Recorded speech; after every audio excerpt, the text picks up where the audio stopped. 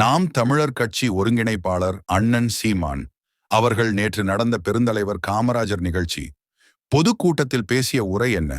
அண்ணே, இது மூச்சுக்கு 300 தடவை தமிழ் தேசியம் பேசுவீங்க. இப்ப என்னடா அண்ணா சாதி பெருமை பற்றி பேசுற மாதிரி அவர்களே இவர்களின் பக்கமா சொல்றீங்க. பேரன்பிற்கும் பெருமதிப்பிற்கும் உரிய ஆனந்தராஜ் நாடார் அவர்களே, பல்லாவரம் வட்டார நாடார் ஐக்கிய சங்கத்தினுடைய பொதுச் செயலாளர், பேரன்பிற்கும் பெரும் மதிப்பிற்கும் உரிய சனம் என்கிற ராமச்சந்திர நாடார் அவர்களே, நெல்லை தூத்துக்குடி நாடார் மகிமை பரிபாலன சங்கத்தினுடைய செயலாளர் சந்திரசேகர பாண்டிய நாடார் அவர்களே, தூத்துக்குடி நாடார் மகிமை பரிபாலன சங்கத்தினுடைய பொருளாளர் அன்பிற்கும் மதிப்பிற்கும் உரிய ரவீந்திர நாடார் அவர்களே.